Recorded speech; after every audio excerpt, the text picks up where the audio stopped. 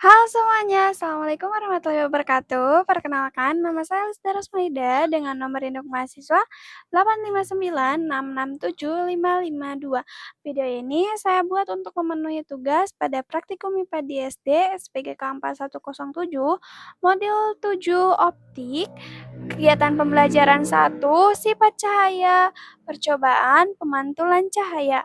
Adapun tujuannya yaitu yang ke-1, menjelaskan sifat-sifat cahaya, yang kedua menjelaskan sifat-sifat bayangan yang dihasilkan oleh cermin, yang ketiga menjelaskan sifat-sifat bayangan yang dihasilkan oleh lensa, yang keempat menentukan fokus cermin cekung, dan yang kelima menentukan fokus lensa cembung. Sebelum itu kita cari tahu dulu pengertian dari optik. Optik adalah cabang ilmu fisika yang mempelajari cahaya dan bagaimana cahaya berinteraksi dengan benda di sekitarnya, seperti dipantulkan, dibiaskan, atau diteruskan. Ilmu optik membantu kita memahami berbagai fenomena yang berkaitan dengan penglihatan, serta cara kerja alat-alat seperti cermin, kacamata, kamera, mikroskop, atau teleskop. Adapun alat dan bahan yang digunakan selama percobaan yaitu ada cermin datar, cermin cembung, cermin cekung, senter, layar putih, busur derajat, lilin, dan layar celah cahaya. Langkah pertama kita susun cermin datar, layar putih, dan layar celah cahaya. Lalu ambil senter dan nyalakan di belakang layar celah cahaya. Cahaya dari senter diarahkan melewati celah sehingga terbentuk berkas cahaya yang jelas menuju permukaan cermin datar. Setelah mengenai cermin, cahaya dipantulkan dan terlihat membentuk sudut pantulan sekitar 40 derajat. Percobaan ini menunjukkan salah satu sifat cahaya yaitu dapat dipantulkan, serta membuktikan bahwa sudut datang cahaya akan sama atau mendekati sudut pantulnya sesuai hukum pemantulan cahaya. Selanjutnya, menyalakan sebuah lilin dan meletakkan di depan cermin datar. Lilin dipindahkan beberapa posisi yang berbeda. Ada yang lebih dekat dan ada yang lebih jauh dari cermin.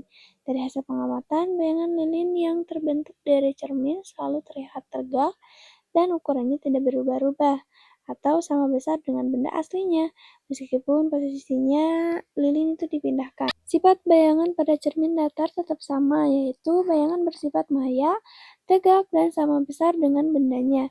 Percobaan selanjutnya, lilin dinyalakan di depan cermin cembung. Saat diamati melalui cermin, terlihat bayangan lilin terbentuk di belakang cermin.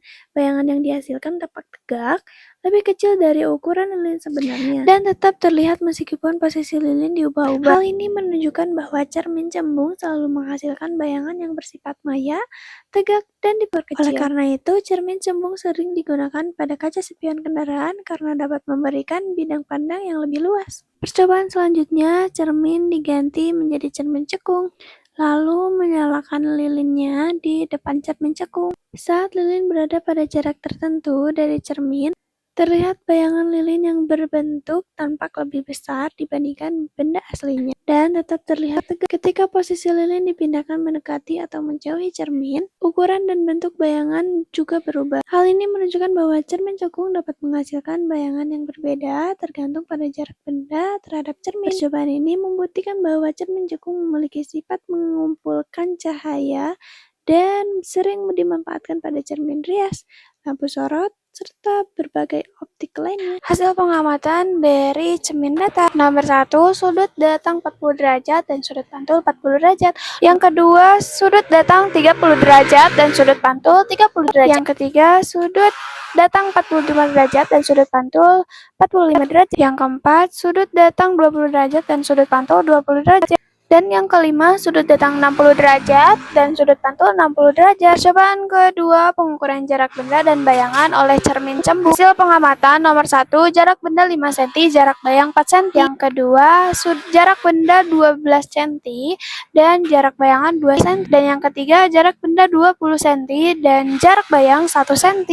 Yang terakhir, pengukuran jarak benda dan bayangan oleh cermin cekung. Hasil pengamatan jarak benda 5 cm dan jarak bayang 3 cm. Yang kedua, jarak benda 10 cm dan jarak bayang 2 cm. Yang ketiga, jarak benda 13 cm dan jarak bayang 1 cm. Berdasarkan percobaan yang telah dilakukan dapat disimpulkan bahwa cahaya dipantulkan oleh cermin sesuai hukum pemantulannya, yaitu sudut datang sama dengan cermin sudut datar menghasilkan bayangan maya tegak dan sama besar. Cermin cembung menghasilkan bayangan maya tegak dan diperkecil, sedangkan cermin cekung dapat menghasilkan bayangan yang berbeda-beda tergantung letak bendanya, yaitu maya atau nyata, diperbesar atau diperkecil. Hasil percobaan ini menunjukkan bahwa jenis cermin dan posisi benda memengaruhi sifat bayangan yang terbentuk. Oke, untuk videonya saya akhiri. Terima kasih, semoga bermanfaat. Assalamualaikum warahmatullahi wabarakatuh.